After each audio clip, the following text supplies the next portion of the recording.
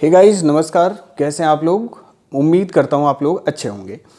दोस्तों, मेरा नाम राजेश वर्मा है और आज की ये वीडियो इनपुट टैक्स क्रेडिट के ऊपर हम लोग बात करने वाले हैं इस वीडियो में,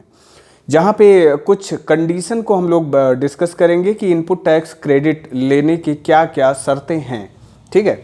तो दोस्तों section 16 subsection 2 of CGST act 2017 में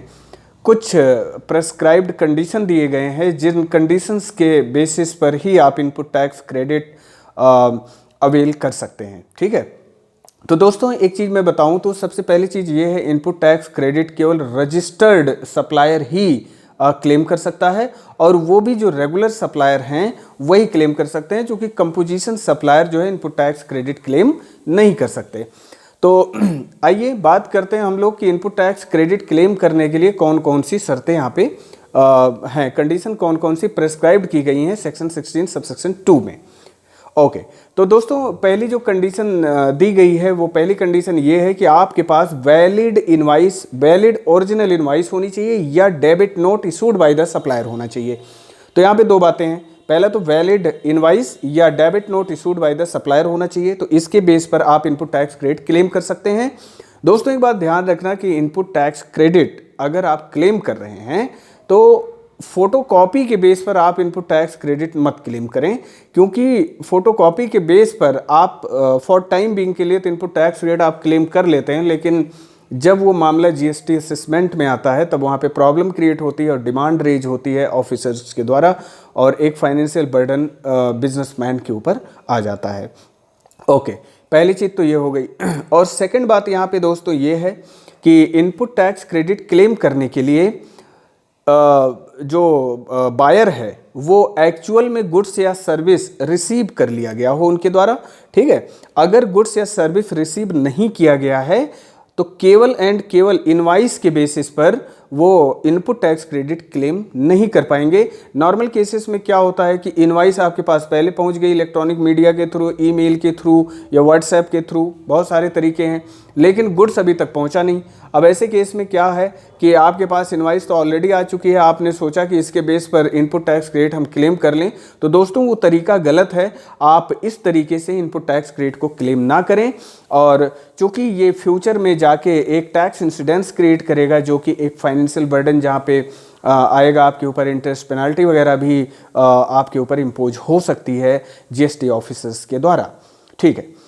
सेकंड यहाँ पे कंडीशन यहाँ पे दोस्तों एक इसमें और आती है कि गुड्स एंड सर्विस जहाँ पे रिसीव करने की बात आती है, वहाँ पे एक सिचुएशन और क्रिएट होती है कि अगर सप्लाई हो रही है bill to ship to model पे, ठीक है, तो bill to ship to model के बेस पर अगर सप्लाई यहाँ पे हो रही है तो ऐसे केस में क्या होगा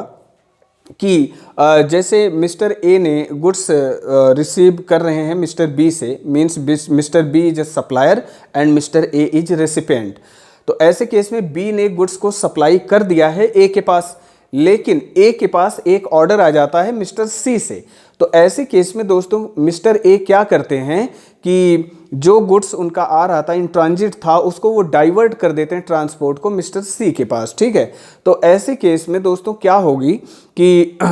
यहाँ पे दो इनवाइस क्रिएट किए जाएंगे, जिसको हम bill to ship to model supply कहते हैं। यहाँ पे पहली इनवाइस जो क्रिएट होगी मिस्टर ए और मिस्टर बी के बीच में क्रिएट होगी, और दूसरी जो इनवाइस क्रिएट होगी वो मिस्टर ए और मिस्टर सी के बीच में क्रिएट होगी। तो ऐसे केस में जब मिस्टर सी गुड्स रिसीव कर लेंगे तो ये मान लिया जाएगा कि मिस्टर ए ने गुड्स को रिसीव कर लिया है। तो ऐसे केस में वो जो मिस्टर बी ने इनवाइस जनरेट की थी मिस्टर ए के लिए, उसके बेस पर mister A input tax credit claim कर सकते हैं, इवन दो उनके पास गुड्स नहीं आया था, भले ही वो डायरेक्टली सी के पास चला गया। तो ये एक एक्सेप्शनल केस है जिसे हम डीम्ड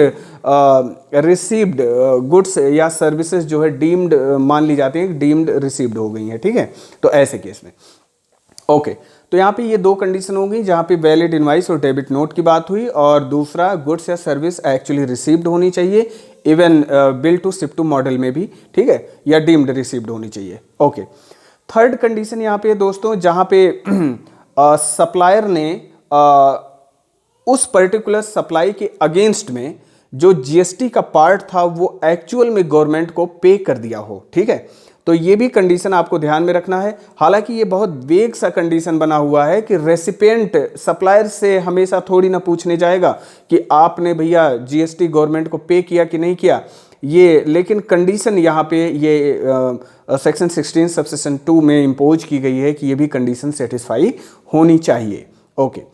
तो और यहाँ पे नेक्स्ट कंडीशन जो है, सप्लायर ने अपनी जो जीएसटी R3B है वो फाइल किया हो, या यूँ कह लें कि सप्लायर ने अपनी जो जीएसटी की रिटर्न्स हैं जो सेक्शन 39 में जो कंडीशन इम्पोज की गई है रिटर्न फाइल करने की, तो उन्होंने अपनी रिटर्न को फाइल कर लिया हो under the provision of section 39 में। ओके,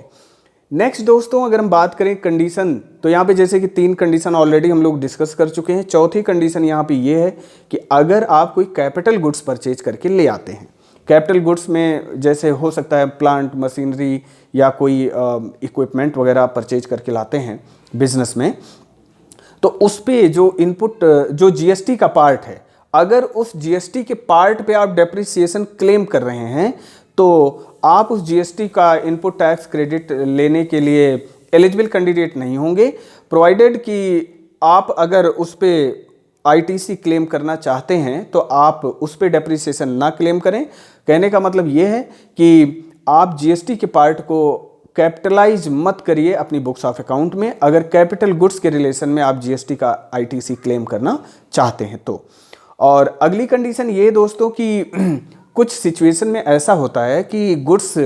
जब सप्लाई की जाती है तो वो एसकेडी और सीकेडी के फॉर्म में सप्लाई की जाती है, जो कहने का मतलब बहुत बड़े बड़े प्लांट या मशीनरी होती हैं तो वन शॉट में उनको सप्लाई नहीं किया जा सकता, तो उनको छोटा छोटा जो इक्विपमेंट्स होते हैं उनको ब्रेक करके उनको सप्लाई किया जाता है। ठीक है, तो ऐसे केस में दोस्तों क्या होता है कि मान लीजिए एक बहुत बड़ी प्लांट या मशीनरी सप्लाई हो रही है, तो ऐसे केस में इनपुट टैक्स क्रेडिट क्या फर्स्ट सप्लाई पे ही क्लेम कर लिया जाए? तो नहीं, तो ऐसे केस में जहाँ पे गुड्स इंस्टॉलमेंट में आप रिसीव कर रहे हैं, ठीक है, तो वहाँ पे जब लास्ट इंस्टॉलमेंट आप रिसीव करें तब आप एलिजिबल हैं इनपुट टैक्स क्रेडिट लेने के लिए। यहाँ पे अगर फर्स्ट इंस्टॉलमेंट आपके पास आता है गुड्स का तो आप उस पर इनपुट टैक्स क्रेडिट नहीं ले सकते हैं जब तक कि लास्ट इंस्टॉलमेंट आपके पास ना आ जाए। या यूं कहें नॉर्मली क्या है कि लास्ट इंस्टॉलमेंट जब आप रिसीव कर लेंगे तभी ये माना जाएगा कि आपने गुड्स को एक्चुअली रिसीव किया हुआ है। ठीक है, तो तब जाके आप इस पे इनपुट टैक्स क्रेडिट क्लेम कर पाएंगे। ओके, तो दोस्तों ये थे कुछ सेक्शन 16 सबसेक्शन 2 की condition input tax credit claim करने के लिए। नॉर्मली बिजनेसमैन ये गलतियां करते हैं अपने कहने का मतलब रिटर्न्स वगैरह जब फाइल करते हैं वो तो इनपुट टैक्स क्रेडिट वो वैलिड इनवाइस के बेस पर ना लेके वो फोटोकॉपी के बेस पर ले लेते हैं, या टेलीफोनिक या इलेक्ट्रॉनिक मीडिया के थ्रू जीएसटी का पार्ट केवल बुक कर लेते हैं, किसी ने इन्फॉर्मेशन भेज दी उसके आधार पे विदाउट वैलिड डॉक्यूमेंट। तो ये जो है तरीका गलत है, इसको जो है प्रैक्टिस में ना लाया जाए अगर आगे थोड़ा सा सिक्योरिटी रखनी है अपने आप को। ठीक है, क्योंकि नहीं तो ये असेसमेंट में मामला फंस जाएगा। ओके दोस्तों, तो ये था आज का वीडियो जिस पे इनपुट टैक्स क्रेडिट के रिलेशन में हमने बात किया। तो नेक्स्ट वीडियो में हम लोग मिलते हैं। Till then bye bye, take care, thank you, नमस्कार।